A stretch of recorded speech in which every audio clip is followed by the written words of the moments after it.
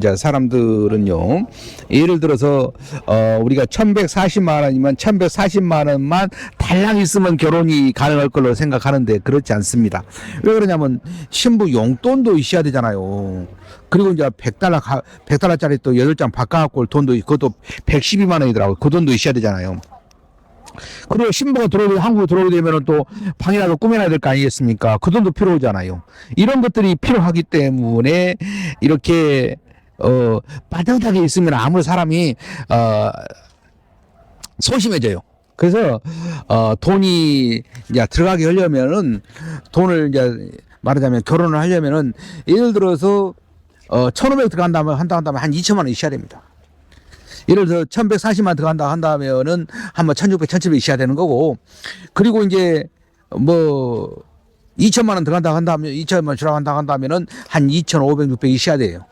그래야만이 이 결혼하는 데 있어서 무난하게 이렇게 할 수가 있는 겁니다. 안 그러면은요, 이렇게 돈이 없어 버리면은 굉장히 사람이 돈이 없으면 사람이 말해서 소심해지잖아요.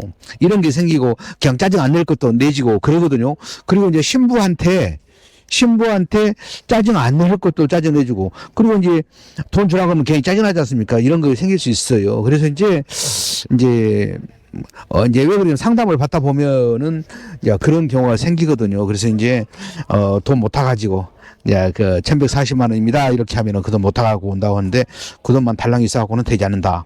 그리고 이제 어느 회사랑 마찬가지예요. 신부 용돈이 포함된 회사는 없습니다. 근데 우리 같은 경우는 이제 별도로 기숙사비나 학원비를 전혀 받지 않고 있거든요. 그런데 기숙사비나 학원비를 전혀 별도로 받고 있지 않고 있는데, 그 돈을 이렇게 별도로 받는 회사들도 있어요. 그러니까 그 돈을 별도로 이렇게 받는 회사들도 있거든요. 그래서 이제 상담하면서 그 부분도 물어봐야 되고, 그리고 전통 원래비는 처갓집에다 얼마를 줍니까라고 또 그것도 물어봐야 돼요.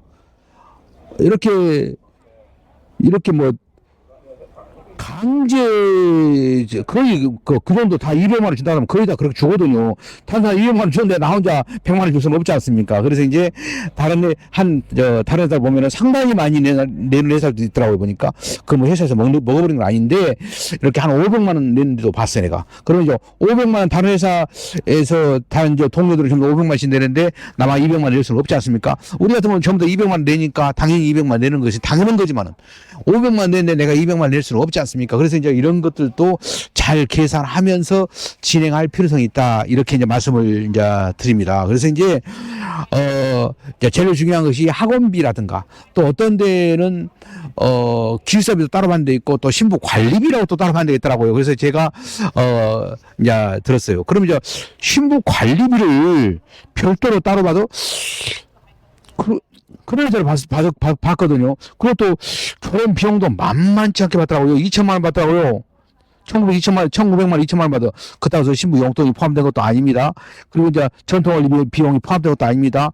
이런 거 포함이 돼 있지 않아요. 그래도 그렇게 많이 받더라고요. 그렇다고 해서 뭐 이렇게 그 회사가 뭐 특별한 뭐 노블레스로 신부들만 이렇게 조달한 것도 아니란 말이에요. 그런데도 그렇게 받고 있더라. 그래서 이제 비싸다고 해서 무조건 좋은 건 아니잖아요. 그래서 이제 그런 회사들도 제가 봤습니다. 그래서 이제 결혼 비용을 하면서 꼼꼼히 살펴볼 필요성이 있다. 꼼꼼하게 살펴볼 필요성이 있다. 그리고 또 이제 내가 말씀해 드릴게요. 결혼을 계약을 진행했습니다. 계약을 진행했는데 이제 청약까지 다 치르고 한국에 다 갔습니다. 한국에 갔는데 이제 이런 말 합니다. 한국에까지 다 갔는데 이제 적당히 진행하다가 뭐가 안 들어갔으니까 그 돈이 모험돈이 안 들어갔으니까 그건 돌려주십시오라고 하는 사람이 있어요. 그것은 계약서에 나와 있는 대로 완전히 틀려요. 표준약관에가 뭐가 나와 있냐면요, 잠자리까지 한 상태에서 한국으로 돌아간 다음에는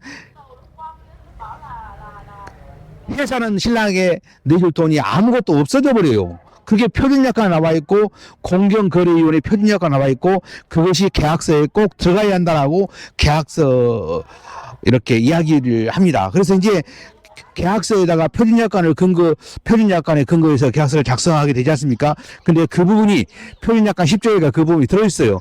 그것이 어떻게 보상을 해야 되고, 어떻게 다음에 문제가 있었을 때 마무리를 해야 한다는 것들이 다 나와 있습니다. 그래서 그런 것들을 참고해 주시라고 제가 말씀을 이제 드리는 것입니다. 그래서 이제, 그냥 억지로 했어요. 어떻게 보면은 학원비도 안 들어갔고, 공부도 하다 말았으니까 돈을 돌려줘야 되지 않느냐. 이것도 보는 차원이 틀리다. 그래서 이제 신중하게 결정해라는 말씀도 드리고, 그리고 이제 결혼하고 나서 첫날 밤을 자고 나서 한국에 돌아가는 순간, 이렇게 신랑이 신부, 말하자면 회사가 신랑한테 돈 내줄 돈은 하나도 없어져 버립니다. 예. 그래서 이제 그런 경우에 신부가 잘못하면 다시 재결혼 추진해 주겠죠. 그런데 만약에 신랑이 자기가 결혼한다고 한다면은 그 돈을 내준 게 아니라 오히려 이자료까지도 감당해 줘야 돼요. 이자료까지. 우리 같은 경우는 이자료가 200만 원이지 않습니까? 그렇게 이제 해야 된다라고 제가 말씀을 해드립니다. 그리고 이제, 잠자리는 안 하고 서로 이제 맞선만 보고, 이제 맞선만 보고 나서 이렇게 결혼을 앞으로 진행한다고 이제 한 상태에서 선택된 상태에서 한국으로 돌아간 경우는 총 비용의 10% 거기서 마닥했을 경우는 총 비용의 10%를 돌려받을 수 있습니다. 그것이 이제 그런 표준조건에 다 나와 있는 거죠. 그리고 이제 맞선을 이제 봤어요. 신랑하고 신부가 맞선을 봤습니다. 맞선을 봤는데 이제 정식으로 계약으로 와서 맞선을 봤습니다. 1,000만 원이면은 500만 원만 돌려주고 500만 원 돌려주지 않아도 됩니다라는 게 나와 있어요. 그게 이제 표준약관에가 나와 있는 겁니다. 그래서 이제 그렇게 해주시고, 그러면 우리 회사 같은 경우는 그 학원비하고 어학당 그 기숙사는 어떻게 하고 있느냐? 학원비는 그 별도로 받지 않습니다. 그렇다고 해서 우리 신부는 합격했으니까 학원비 돌려주십시오. 그건 또 아니죠. 그리고 기숙사비도 별도로 받지 않습니다. 별도로 추가 비용을 받지 않고 있다. 이런 말씀을 이제 드립니다. 그리고 다른 또 비용이 또 뭐가 있을까요?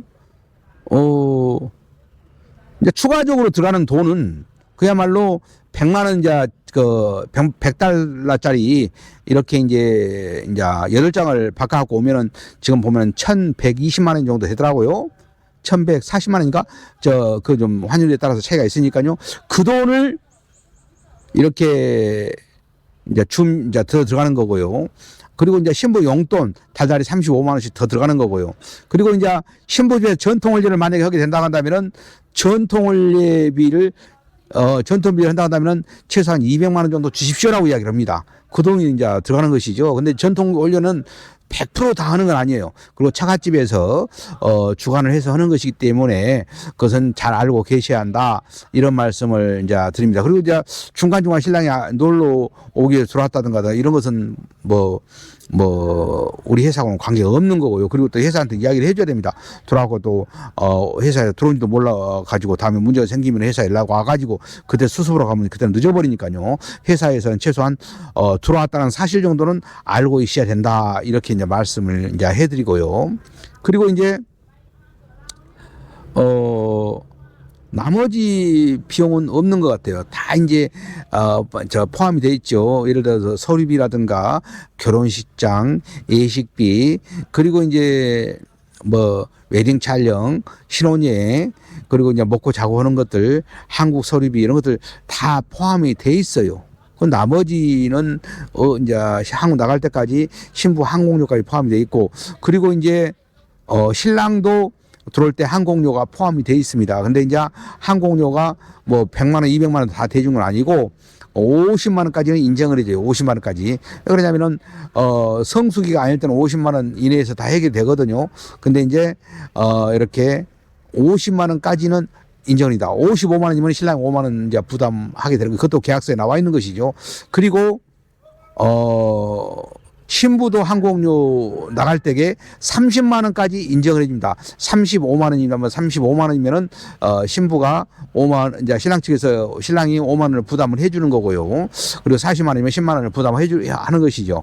그래서 이제 뭐 신랑이 무조건 뭐 다 이렇게 대중은 아니고 그렇게 하고 있다. 대부분 그 안에서 해결되는데 성수 때는 좀 차이가 나는 경우도 있다. 이렇게 이제 말씀을 이제 드립니다. 그래서 이제 더 자세하게 이제 알고 싶으면은 이제 문의할 때 알려주십시오. 내가 상담을 하면서 이런 부분들을 이렇게 꼼꼼하게 설명을 해드리고 있거든요. 그래서 이제 결혼 비용에 대해서 제가 오늘 또 다시 한번 말씀을 해드렸는데 그 참고를 해주시라고. 그리고 이제 결혼 비용이 예를 들어서 1,500만 원이면 1,500만 원 딱 들어간 게 아니다. 그 외에 들어간 돈들이 있으니까 그것도 한번 체크해 볼 필요성이 있다. 이런 의미에서 오늘 말씀을 해드렸으니까 꼭 참고해 주시기 바랍니다. 감사합니다.